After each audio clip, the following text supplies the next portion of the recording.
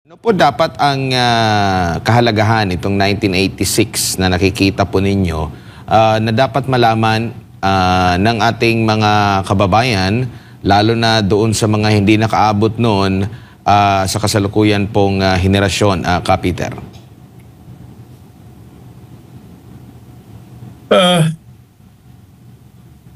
Darating tong panahon na to, isa pa lang pagpasok pa lamang ng mga September 20, no? Medyo sa akin talaga kahit nung araw immediately after EDSA Revolution, kasi alam naman natin hindi naman ang taong nagwagi eh. From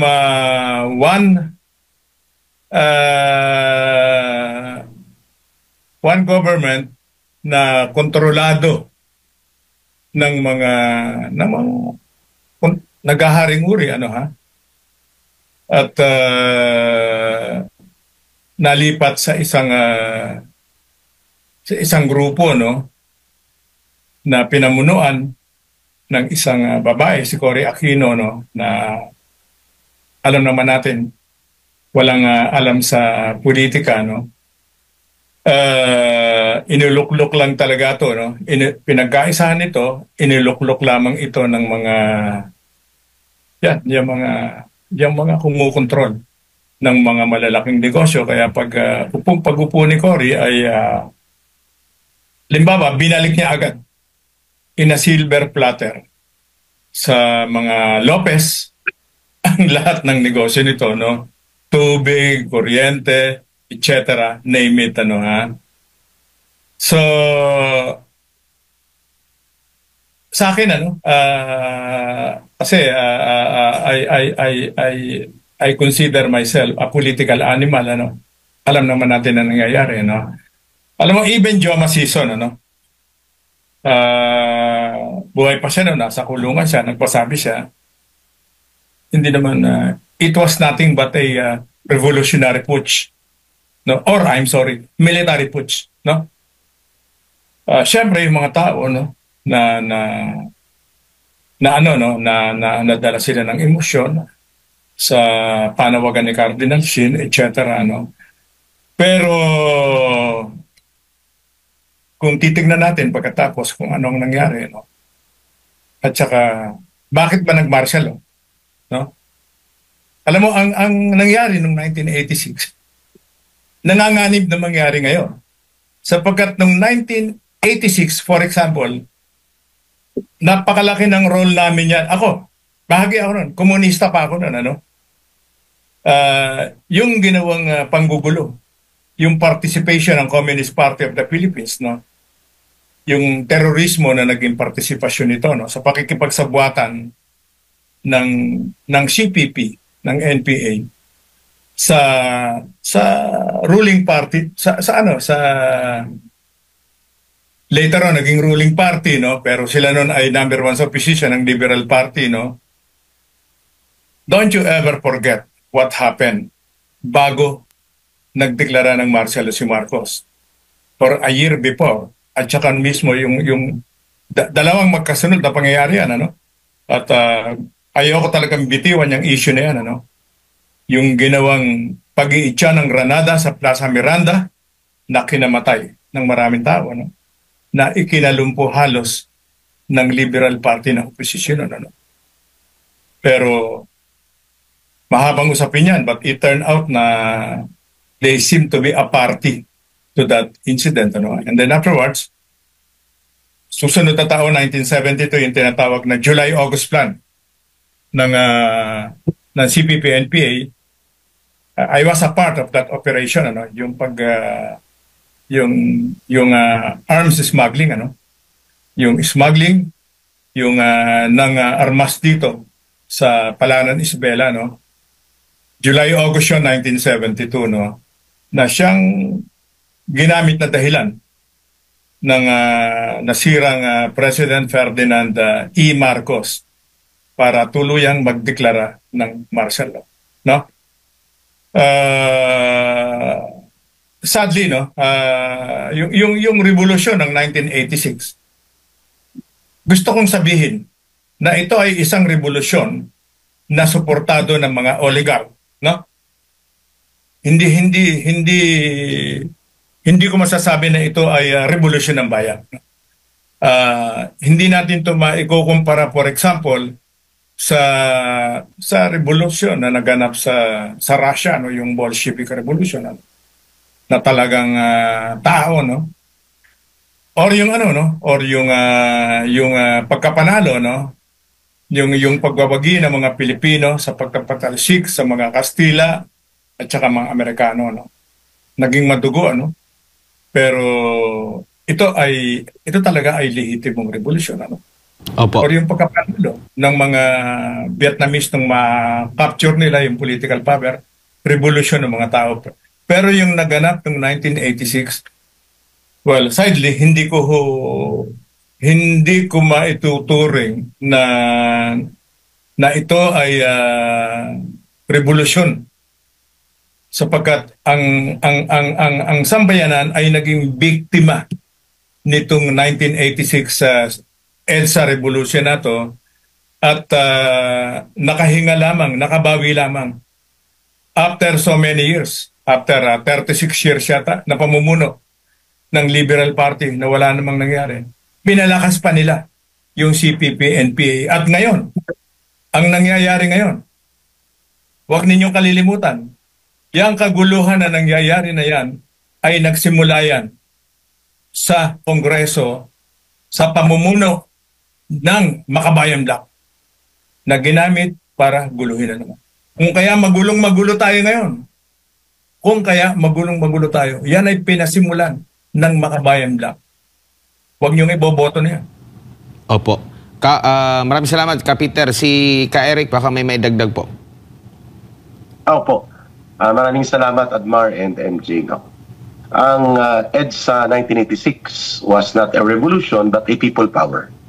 Yun po ay isang tactical at isang transisyon na hindi nagdulot ng fundamental na pagbabago sa istruktura ng lipunan, subalit nagkaroon ng pagbabago tactically sa mga namumuno sa pamahalaan. I agree kay Ka Peter na ang isang totoong revolusyon ay isang radikal at fundamental na pagbabago na binubuwag at binabago ang lumang tanikala ng lumang sistema ng lipunan. At ito ay nagkakaroon ng direktang partisipasyon ng mga tao at ang interes nila ang mangingibabaw pag nagkaroon ng pagbabago. Yan ang tinatawag na pinakapayak, pinakasimple na definition ng revolusyon. Sadly to note, iniwan namin yan ni Ka Peter kasi pag ganyan ang patutunguhan natin, madugo po yon, armado yan, at pero nagaganap yan sa kasaysayan sa buong mundo. Yung revolusyon sa China, sa Vietnam, sa Cuba, yung revolusyon sa Soviet Union. Yun po ay mga totoong revolusyon na may partisipasyon ng mga tao naging madugo, subalit nagkaroon ng tunay na fundamental na pagbabago sa lipunan. Yung 1986 po, may mga advantage din, bagamat hindi fundamental ang pagbabago. Ibig sabihin po na natili ang lumang istruktura ng ekonomiya kontrolado ng mga iilang pamilyang malalaki na mga sindero, politikong mga kumokontrol ng gobyerno na naging oposisyon kay Marcos Sr.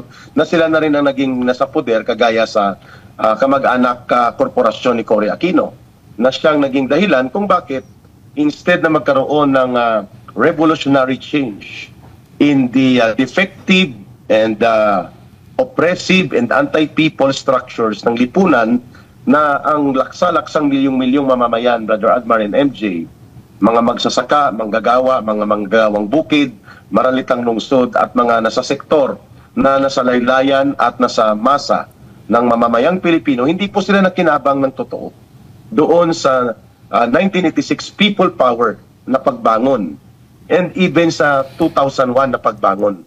Sa panahon ni Erap Estrada, nagpalit lang po ng mukha ang mga politiko at nagpalit po ng pagkakataon na mamumuno ang mga malalaking pamilya na nagkokontrol ng ekonomiya at lipunan at sila na rin po ang nagkokontrol ng politika.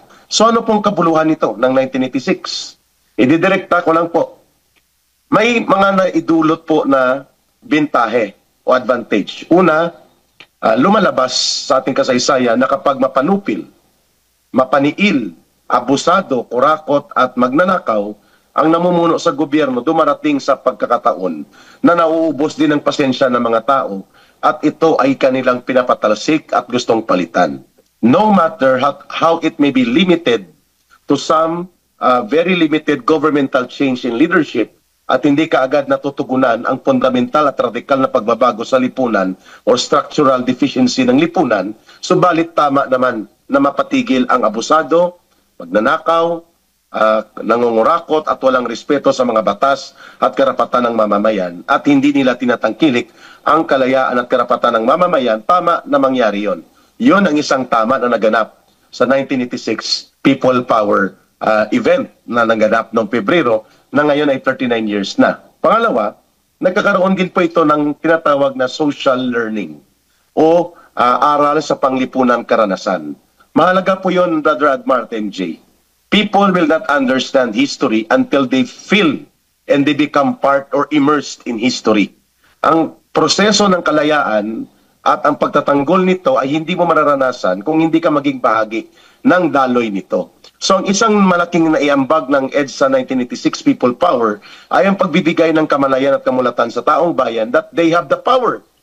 Peacefully man yan, hindi man kagad radical at fundamental, subalit pwede silang magkaroon ng taktikal na mga advantage sa isang mapanupil at abusado at walang saysay at walang katuturan na uri ng gobyerno that they can change it through their direct social participation na tinatawag natin na direct sovereign will of the people, which is ang version ng people power. So the social experience of the people doon sa proseso ng 1986 February ay nagbigay ng karanasan sa kanila at kaalaman na pwede palang palitan ang mapanupil at mapanail na gobyerno at naulit yan sa 2001 kay Erap Estrada at posible ngang mauulit yan sa panibagong pagsambulat ng isang bulok, walang direksyon, insensitive kontra sa interes ng mamamayan, waldas sa pundo at abuso sa kapangyarihan at walang respeto sa batas, exactly very simply defined by former President Rodrigo Duterte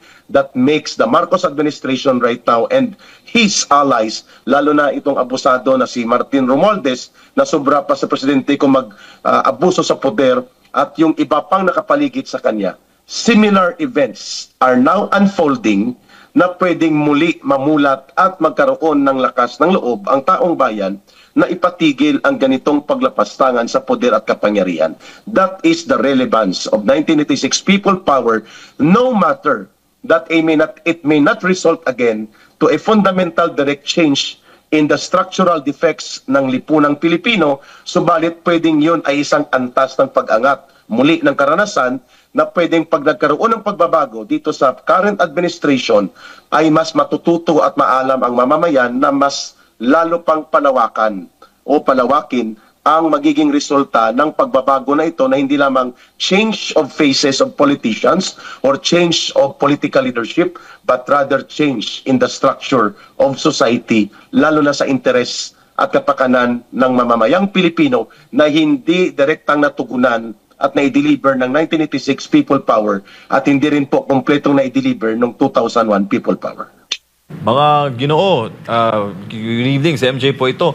Bago po ating panayam, may tagisan po ng impormasyon sina Executive Secretary Lucas Bersamin, former Chief Justice, at former Chief Legal Counsel Salvador Panelo.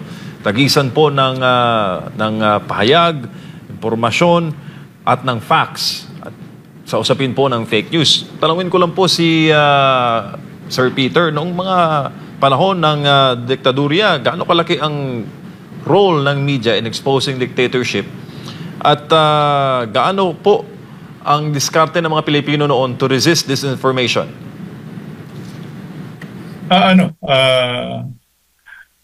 Ang pagkakaiba ngayon, kitang-kita naman natin, nung aray wala pang social media at saka walang cellphone,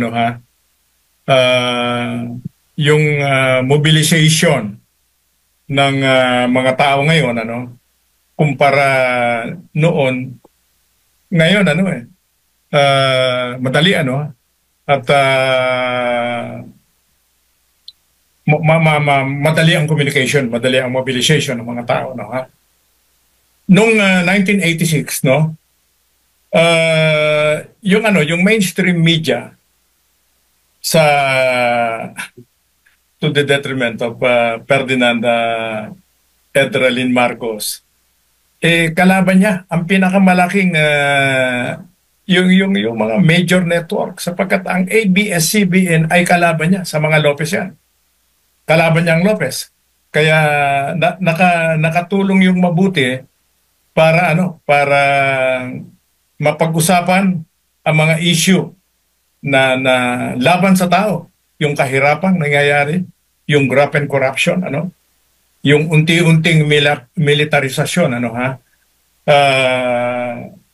yun ang yung ngayon wala kang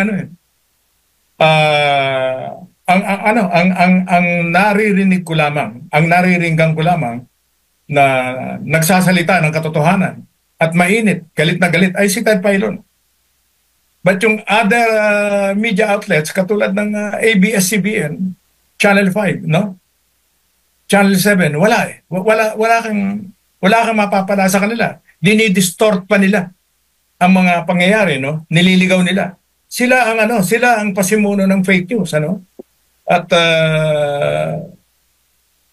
yan ang aking yan ang aking na-experience ngayon, sa pakikinig ko diyan sa mga yan, Si Ted Filon siya ang nag-interview, nagre-raise ng mga totoong issue at nakikipag-away sa mga politiko live sa kanyang network. Noon ang isang dahilan, ang ikinadali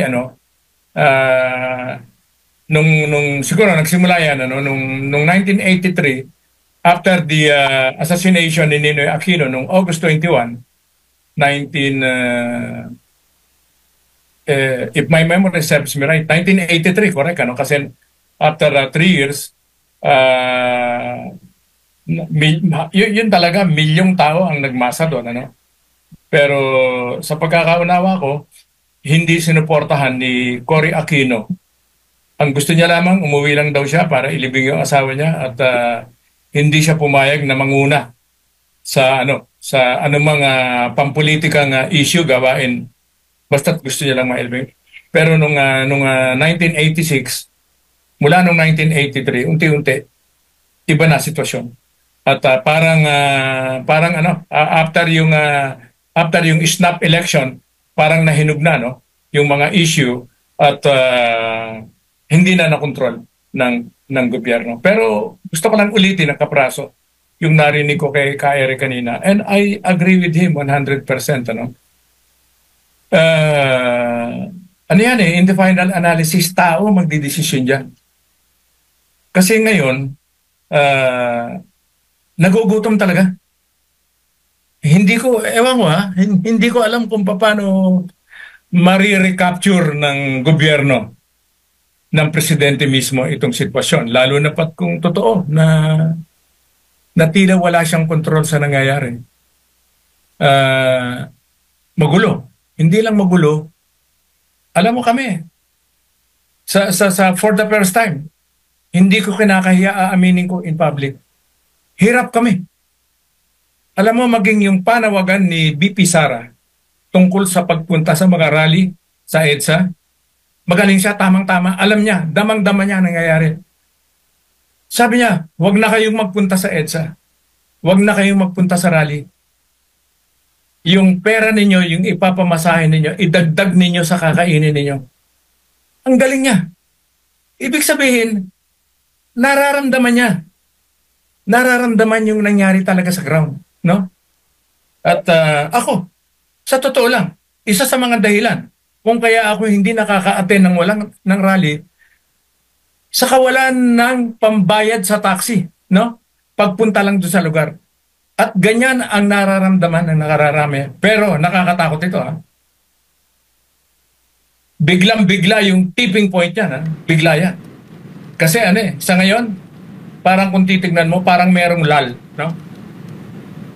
May bagyo. Pero parang yan yung parang kang nasa gitna ng nasa gitna ka ng bagyo, hindi mo mararamdaman, nasa gitna ka. Pero yung hangin yung lakas, yung bigwas ng krisis sa kapaligiran na magdudulot para umalsa ang taong bayan. Nandyan yan. Mhm. Kung paano i-address yan ng gobyerno, ang bigas. Sus Maria Jose, ang bigas. Kailan lang nag-taxi ako, kausap ko yung taxi driver. Kuya, magkano bigas mo? 55 pesos po. Ha? Sabi ko. Kasi yung 45 or 50 pesos, halos hindi nila makain. And this is after na ipinangako ng mahal na Presidente Marcos na isa sa dahilan kung kaya siya naluklok sapagkat sinasabi niya na ang bigas ay magiging 20 pesos ang kada kilo. Kahirapan ang magtutulak para sa isang matinding pagbabago. Kung anong pamamaraan ng pagbabago na yan,